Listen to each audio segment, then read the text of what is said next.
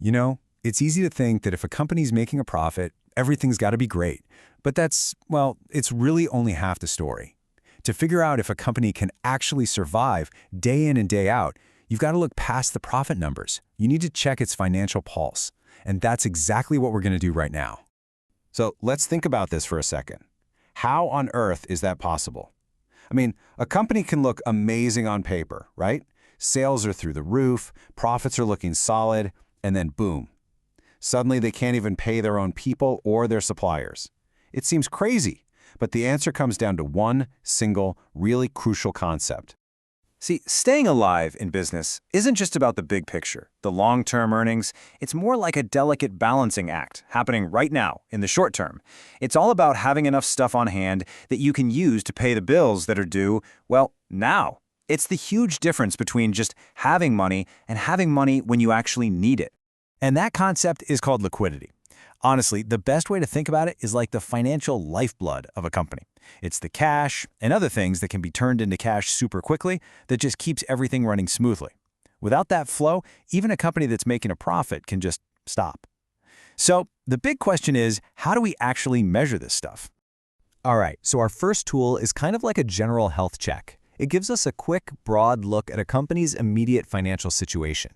It all kicks off with something called working capital. The math here is actually pretty simple. You take all the stuff the company owns that it can probably turn into cash within a year. We call those current assets. Think cash in the bank, inventory on the shelves, money that customers owe them. Then you subtract everything the company has to pay within a year. Those are its current liabilities, stuff like bills from suppliers or short-term loans. What's left over? That's the capital it has to work with day to day. Now, just having a dollar amount for working capital is useful, but to really compare different companies, we turn it into a ratio. It's called the current ratio, and all you do is divide the current assets by the current liabilities. This gives you a nice, clean number that tells you exactly how many times over a company can cover its short-term bills with its short-term assets. Okay, so let's break this down a little because the details here are what matter. On the left, for assets, you've got the obvious stuff like cash, but you also have inventory, the products they sell. And trade receivables, that's just a fancy way of saying money that customers owe the company. Then on the right, for liabilities, you have things like loans and trade payables, which is the opposite. It's the money the company owes its suppliers. So it's really a snapshot of money expected in versus money that has to go out soon. So what's a good number here? Well, a classic rule of thumb is 2 to 1. That means for every single dollar in bills the company has coming up, it has $2 in assets to cover it. That's a pretty comfortable safety net, right? Now, of course, this is just a guideline. A huge manufacturer might really need that cushion, but a software company that doesn't have any physical inventory, their numbers might look totally different and still be perfectly healthy. But, and this is a big but, a good current ratio is not the whole story. It's not foolproof. There's a potential trap, a problem hiding right there in the current assets list. I mean, think about it for a sec. Let's say you're a company and your power bill is due tomorrow. Can you pay it with a warehouse full of t-shirts? No, not directly anyway. So this brings up a really important question. Are all of these current assets really created equal when it comes to paying a bill right now?